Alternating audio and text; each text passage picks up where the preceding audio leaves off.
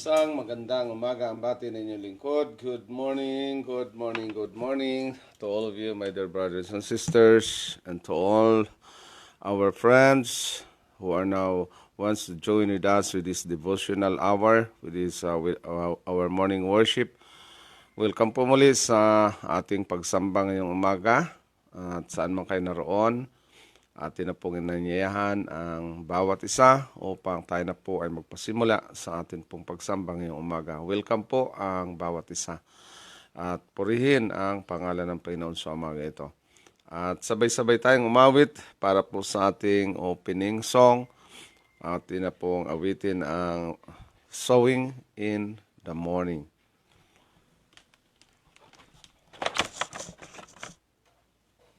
Okay.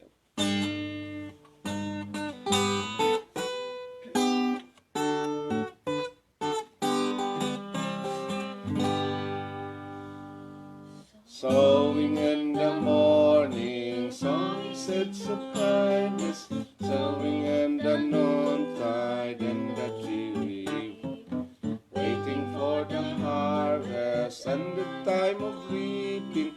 We shall come rejoicing, bringing in the sheaves, bringing in the sheaves, bringing in the sheaves. We shall come rejoicing, bringing in the sheaves. Bringing in the sheaves, bringing in the sheaves. We shall come rejoicing, bringing in the sheaves. Sowing in the sunshine, sowing in the shadows. We will neither clouds nor winter chilling press. By and by the harvest and the labor ended, we shall come rejoicing, bringing in the sheaves. Bringing in the sheaves, bringing in the sheaves. We shall come rejoicing, bringing in the sheaves. Bringing in the sheaves, bringing in the sheaves.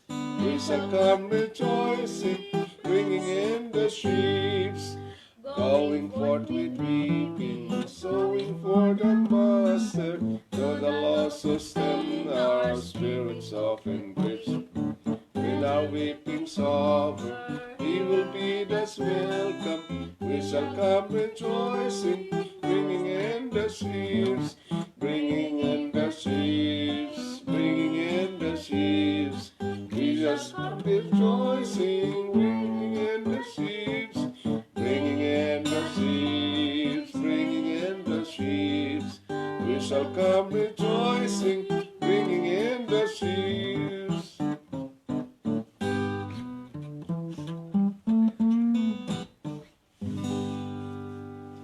Okay, para po sa ating opening prayer, tayo po ay magalang na lumuhod upang manalangin. Mahabagin at mapagmahal naming Ama na nasa kataas-taasan po ng mga langit. Purihin po, Ama, ang inyong pangalan sa umaga ito. Maraming salamat sa inyong gabay, pagpapala, pag-iingat. Salamat din po sa isang napakagandang umaga na inyong pinagkaloob muli ang oras na ito upang kayo po aming purihin at sambahin sa kagandahan ng kabanalan. Nawa po inyong banal na presensya sa amin sa aming pag-aaral ng inyong mga banal na salita, magbigay daan na kami po'y mapatatag, mapatibay ang aming pananampalataya. Pagpalain din kami sa buong maghapon at pakaingatan kasama po ang aming mga kapatiran saan man sila naroon sa buong mundo. Pakaingatan sila po at pagpalain nyo rin ang kanilang paglilingkod, ang kanilang puso at mapuno sila ng kapayapaan, mapuno ng biyaya, mapuno ng kagalakan ang kanilang puso. At gayon din ang kanilang mga tahanan. Gayon din ang aming mga kapatiran na may mga karamdaman, pagpalain po sa umagang ito, may mga suliranin, mabigat na pasanin, at anuman po ang kanila pong mga nararanasan. Pagpalain po, O Diyos, upang magkaroon ng kaligayahan, kasayahan ang kanilang puso at katahimikan. At ito po ang dalangin, patawad sa aming mga pagkukulat, pagkakasala. Ang inyong pag-iingat, gabay, pagpapalay. Aming tanggapin sa umaga ito sa pangalan po ng aming Panginoong Hesus. Amen.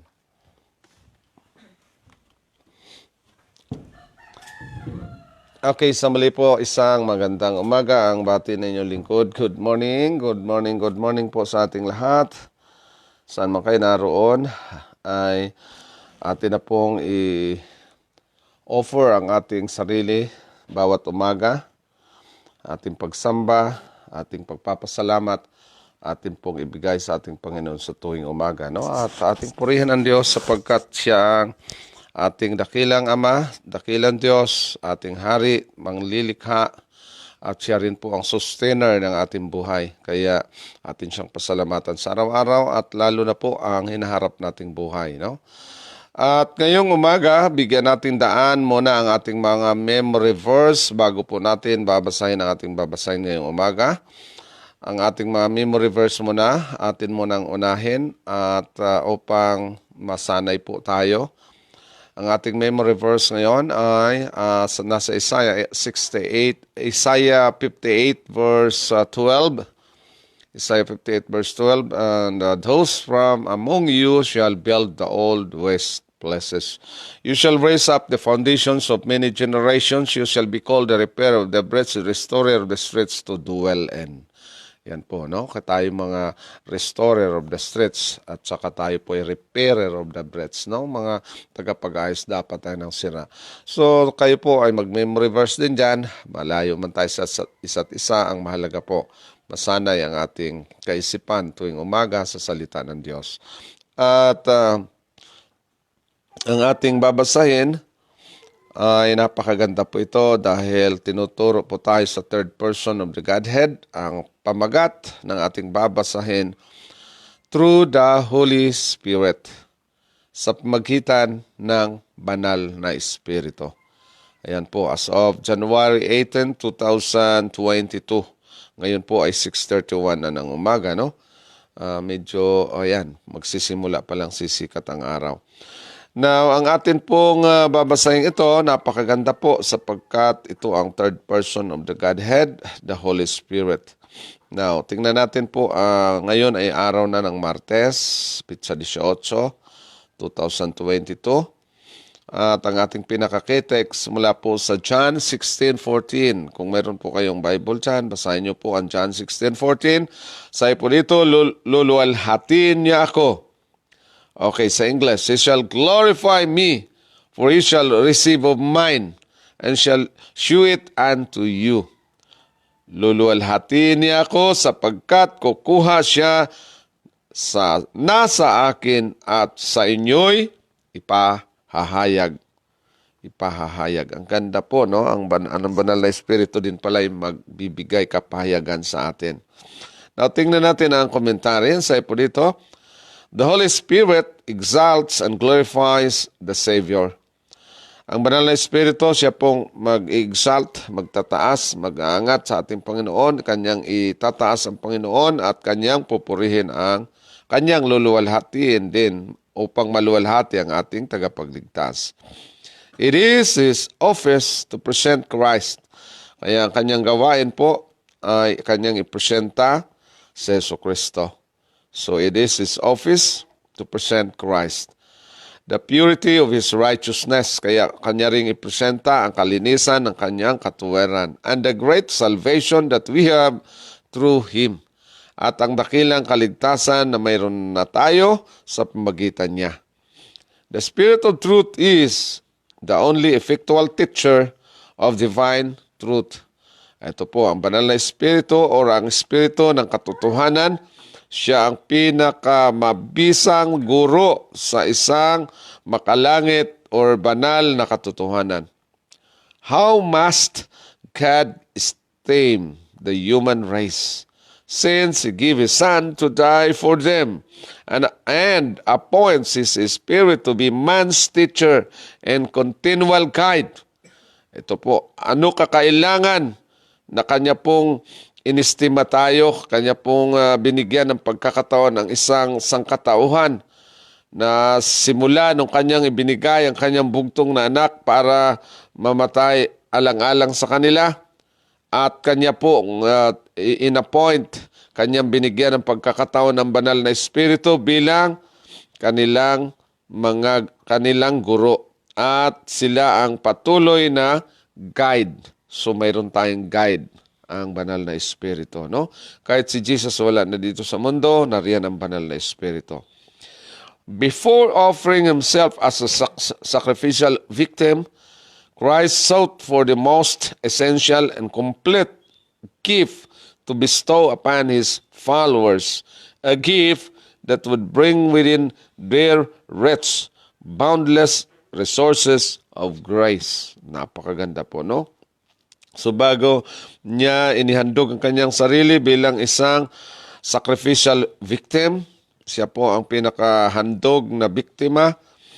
Si Jesucristo po, Christ sought for the most essential. Hinanap ng ating Panginoong Jesucristo ang pinaka-kailangan and complete gift at ang pinaka-kumplitong kaloob upang ipagkaloob niya sa kanyang mga alagad. A gift, isang kaloob, isang regalo that would bring within the reach of boundless resources of grace upang madala na maabot ng lahat itong walang hanggang pinagmulan ng biyaya.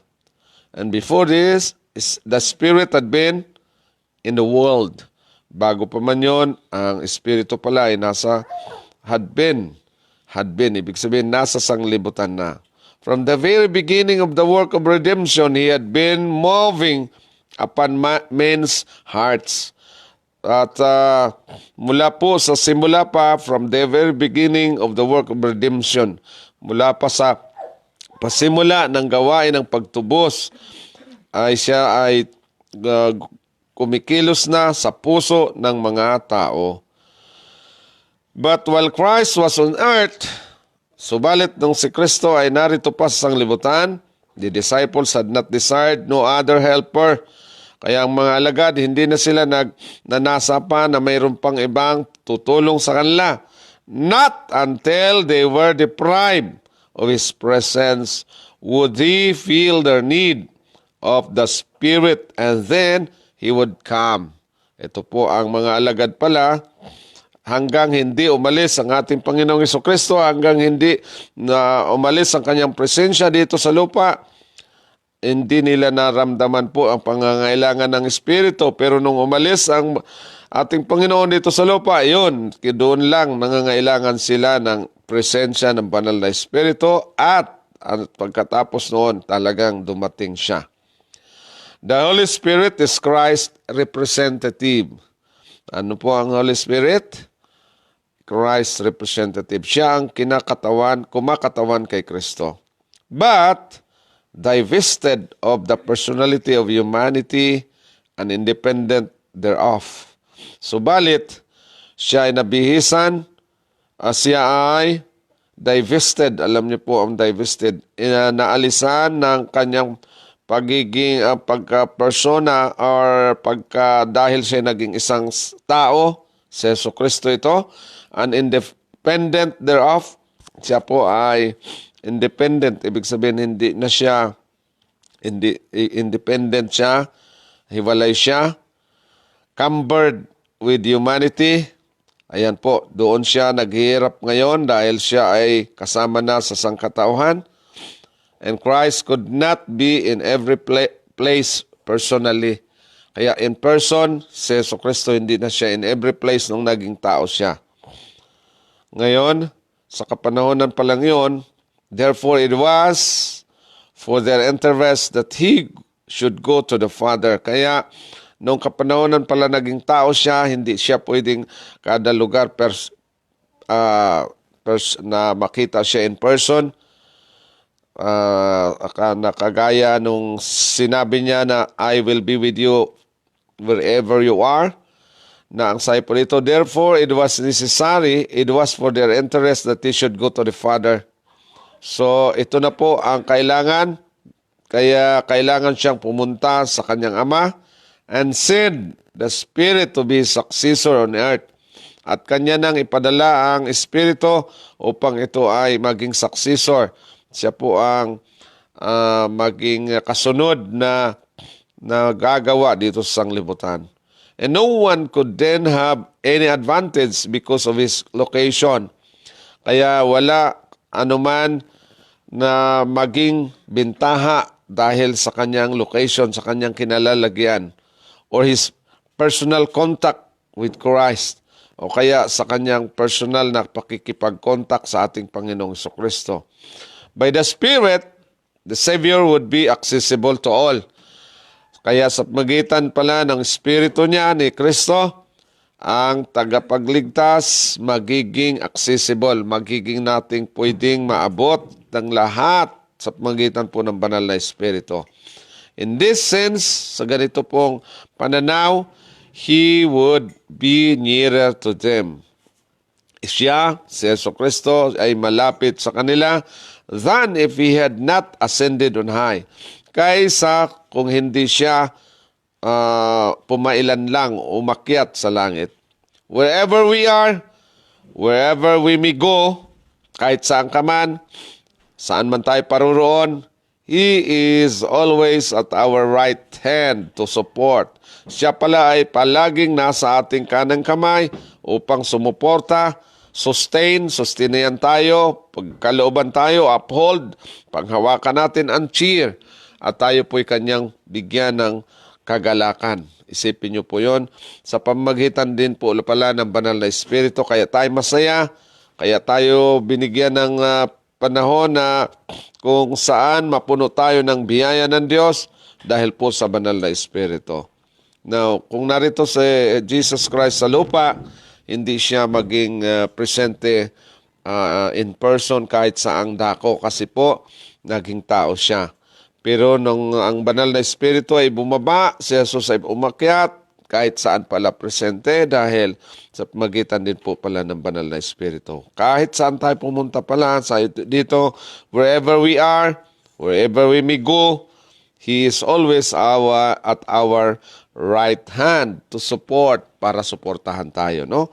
Kaya purihin ang Diyos ngayong umaga, nariyan ang banal na Espiritu. Kaya po yung mga anak ng Diyos, magbasa po kayo ng salita niya, salita ng Diyos. Kasi po, yan lang ang ating kasangkapan, pananggalang, na kapag may binasa ka, kapag may napakinggan ka, kaya kapag nakapakinig ka ng kanyang salita, yan po ang i-remind din ng Diyos sa atin.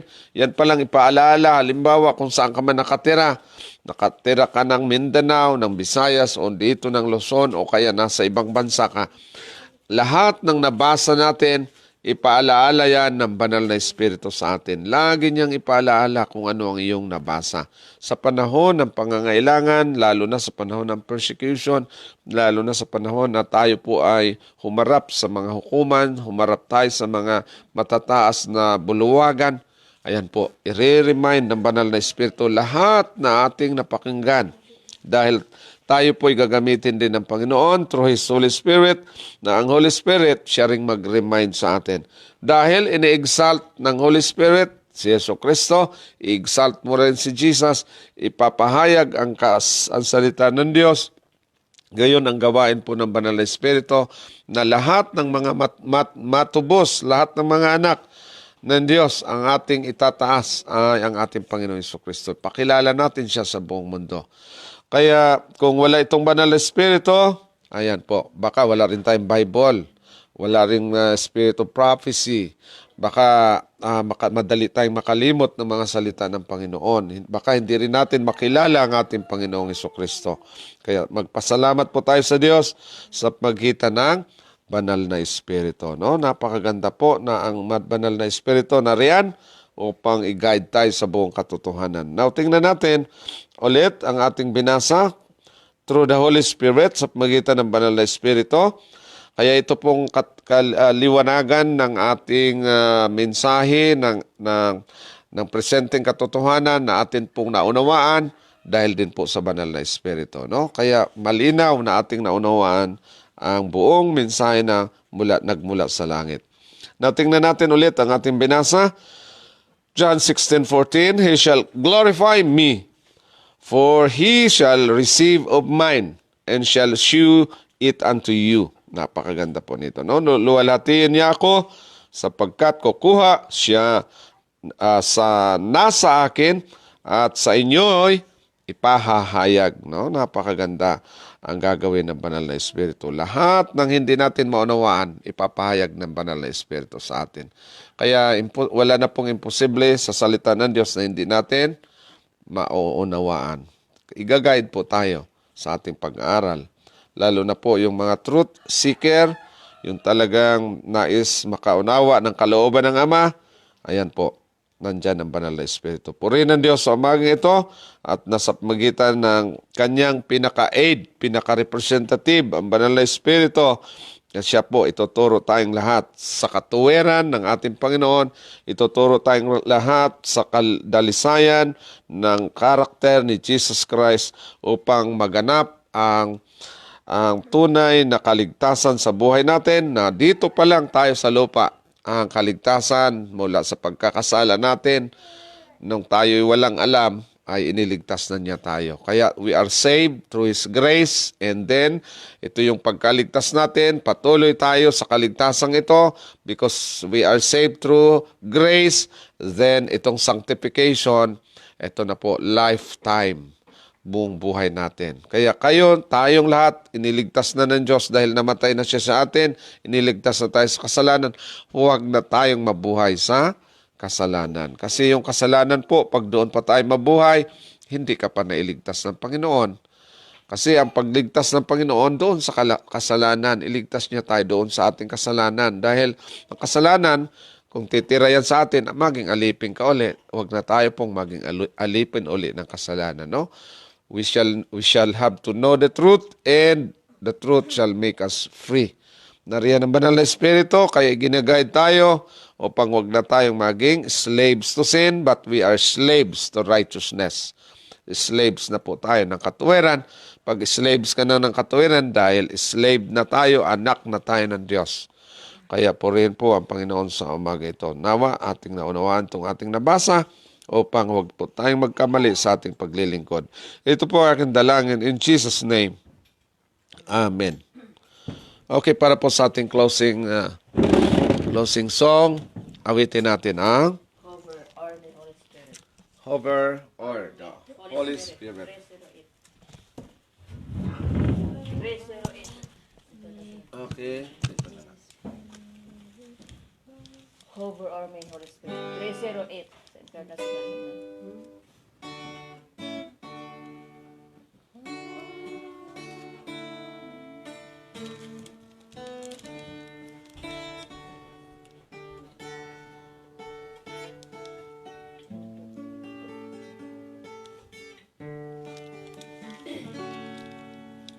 Hover o'er me, Holy Spirit, by my dream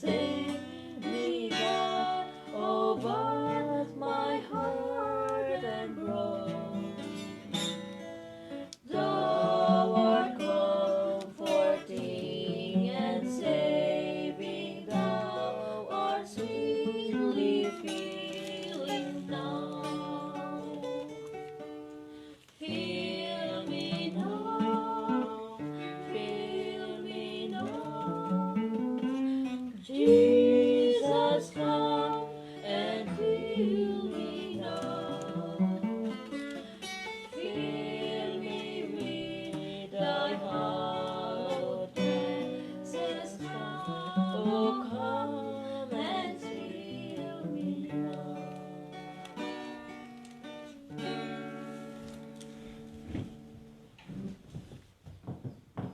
Okay, para po sa ating closing prayer, tayo po ay magalang na lumuhod upang manalangin. Dakila po naming Ama, ang trono niyo po ay nasa kataas-taasan ka po ng mga langit. Purihin po, Diyos, ang inyong dakilang pangalan sa oras na ito. Maraming salamat sa inyong pagpapala, gabay, pag-iingat. Salamat din po na kami nakapagsamba sa inyo sa kagandahan ng kabanalan. Now po ang inyong banal na presensya sumasa amin at ganyan din ang aming napag-aralang salita, lalo na po ang presensya ng banal na Espiritu. Dahil ang aming Panginoong Hesukristo, lumisan siya sa mundong ito, ngunit hindi niya kami iniwan na walang nagpabibigay ng kalakasan upang kami po ay matagpuan na masaya ang aming paglilingkod dahil po sa banal na Espiritu siyang nag-iya sa lahat ng panahon ng aming buhay. Siya rin po ang tagapagbigay, kalakasan upang amin pong madala ang inyong mga banal na salita saan man kami naruroon. Kayo po ay presensya, kayo ang nagpapaalala lagi sa amin sa mga salita na inyo pong iniwan, lalo na po sa salita na nagmula sa banal na kasulatan. Salamat po sa inyong ginawa para kami po ay pasiglahin upang ang aming paglilingkod laging buhay, lagi po kaming matatag, malakas dahil kami po ay inyong iginigiya sa bawat araw. Pagpalain din ang aming mga kapatiran saan man sila naroon, ang kanilang paglilingkod, tulungan, Panginoon, kanilang pananampalataya, lalo na ang bawat tahanan namin, ang mga anak namin, na magkaroon kaming kasigasigan ng aming pananampalataya na kahit dumarating ang mga pagsubok, mga tukso, ano man ang gawain ng kaaway, kami po ay matagpuan yung matatag sapagkat kami ay inaalalayan nyo sa pagitan ng inyong banal na Espiritu.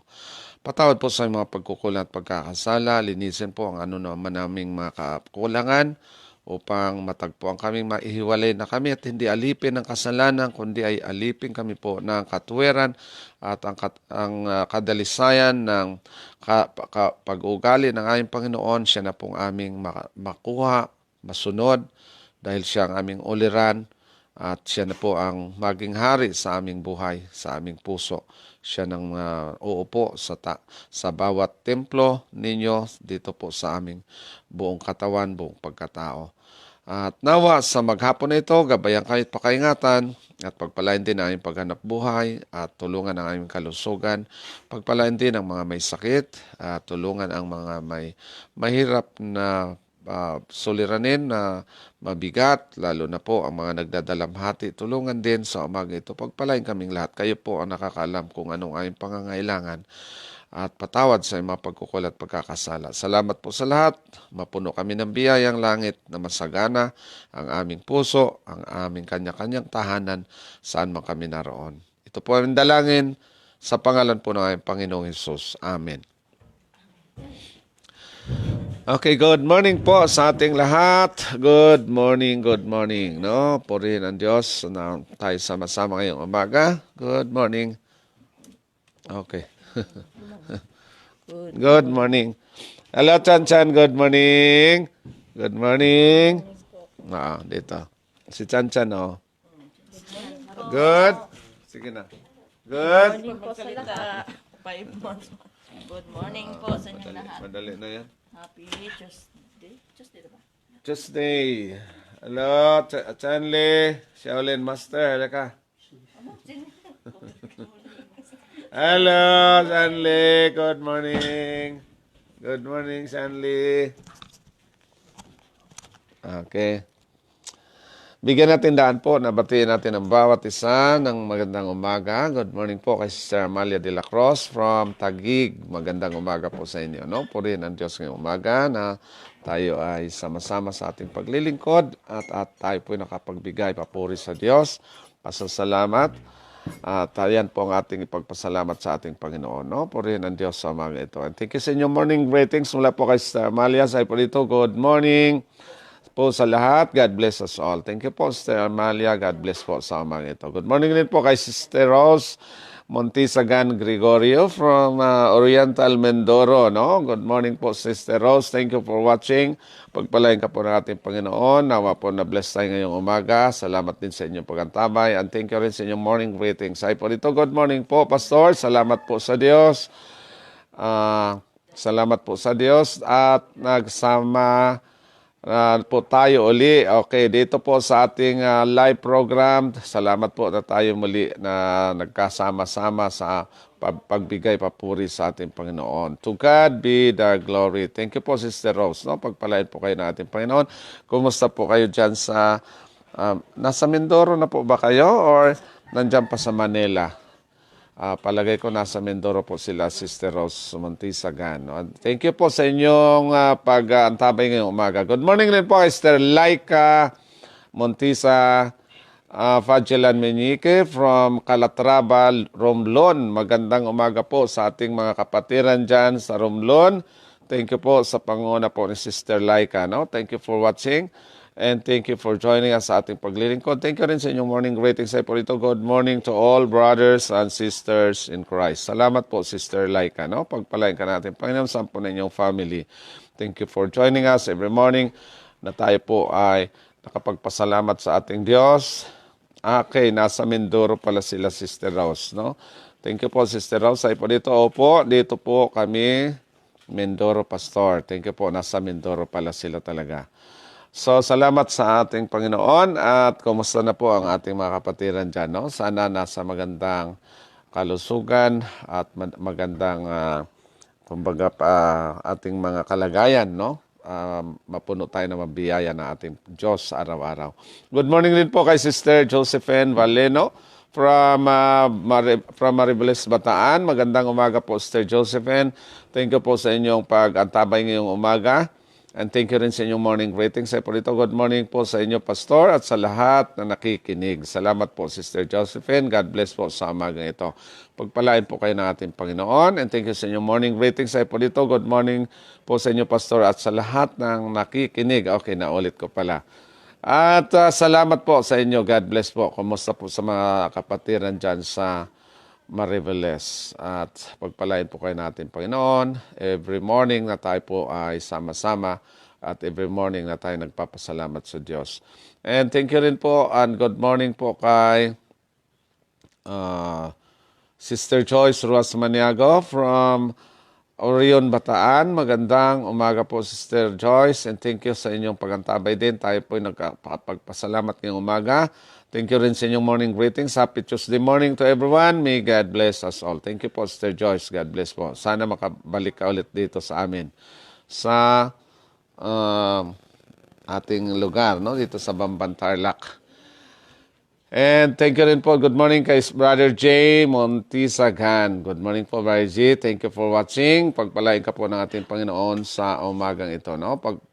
Thank you sa inyo pong pagbigay daan at tayo sama-sama ngayong umaga sa ating paglilingkod. Thank you rin sa inyong morning greetings, Brother J.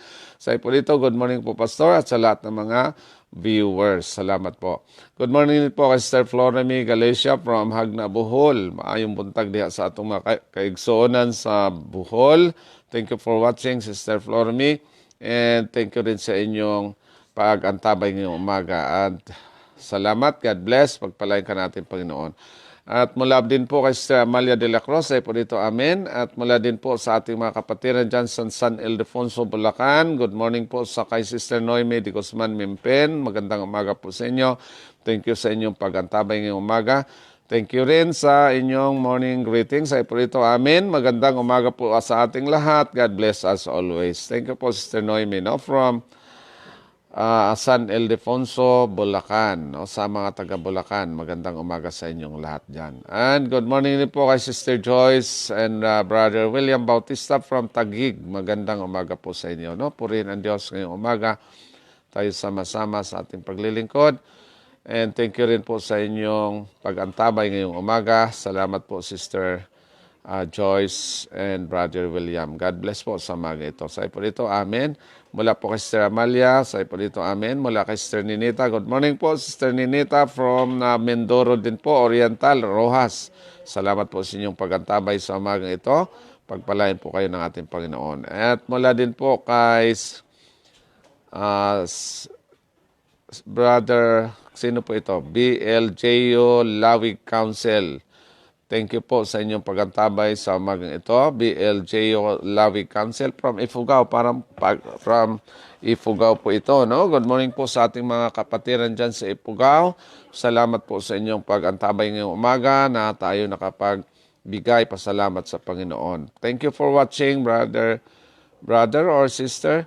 BLJO Lawig Councils from Ifugao. Salamat po. Good morning po sa ating mga kapatiran dyan. Lahat po dyan sa Ifugao. God bless. Ingat po kayong lagi sa maghapon ito. And mula din po kay Sister Joyce and Brother William, kanila pong morning greetings. A blessed day to everyone. Praise God. Purihin ang Diyos sa umaga ito. And good morning din po mula sa ating mga kapatiran dyan sa Legazpi City. Magandang umaga sa ating mga kapatid dyan sa mga family Ortiga, kay Pastor Francis Ortiga. Thank you for watching, Pastor Francis. Thank you rin sa inyong morning greetings na inyong ipinarating ngayong umaga. Salamat sa inyong pagantabay at sa inyong pong pagbigay daan tayo sama-sama ngayong umaga. At sa morning greetings ay po dito, good morning to all. Okay, nawala po sandali, no? Good morning to all viewers, Pastor Peter and family. God bless us all. Thank you po, Pastor Francis from Legazpi City. Salamat po sa inyong pagantabay ngayong umaga. Good morning din po kay Brother Jonas Sarmiento. Magandang umaga po sa inyo. Saan ka man naroon ngayong umaga, pagpalain ka po ng ating Panginoon. Thank you sa inyong pagantabay. At thank you rin na tayo sama-sama ngayong umaga. At salamat po na tayo po ay nakapagbigay pasalamat ngayong umaga sa ating Panginoon. Brother Jonas Sarmiento, taga saan po kaya? Thank you sa inyong morning greetings. Ay po dito, good morning to all. Salamat po, no, Brother Sarmiento. At mula din po sa Negros Oriental, good morning po kay Sister Leonor C. Magandang umaga po sa inyo. Thank you for watching. Pagpalain po kayo ng ating Panginoon at sa inyong morning greetings. Okay, ang mahirap po, nawawala siya. Sa po dito, good morning everyone. Salamat po. At mula po kay Sir Ninita Fernandez at sa kanyang morning greetings. Sa po dito, good morning po Pastor at sa inyong lahat. God bless us all. At mula po kay Sir Floramy, na morning greetings. Sa po dito, good morning po sa lahat. God bless us all. Thank you po, Sir Floramy. At sa lahat po na maaring hindi ko na po makita, ang hirap po kasi mag-scan, nawawala po siya. Titingnan ko po, baka may hindi tayo pa nakita, no? And good morning din po kay Sister Susan Pagal from Antipolo City. Magandang umaga po, Sister Susan. Thank you for watching. Pagpalain po kayo ng ating Panginoon at sampo ng inyong kasamahan dyan sa Antipolo. At mula po kay Sister Susan, sa po dito, amen, no? Thank you po, Sister Susan. God bless po sa mga ito. Titingnan ko muna po, baka may hindi pa ako nakita at sana nakita ko lahat, nabasa ko lahat. Kung hindi po, pasensya po sa mga hindi ko nabasa. Okay, mayroon pa dito. From Baguio City, good morning po kay Sister Escara Terry from Baguio City. Good morning po, Sister Escara. Thank you for watching. Thank you rin for joining us sa umagang ito na tayo sama-sama sa ating paglilingkod.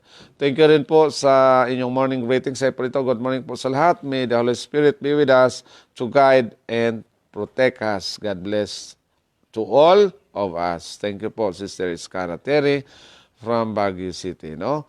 Salamat sa ating lahat. Sana po wala na akong nakaligtaan. Kung mayroon man, pasensya po sa mga hindi ko po mabasa dahil napakahirap mag-scan ng atin pong FB Lite. Naka-FB Lite po ako ngayon.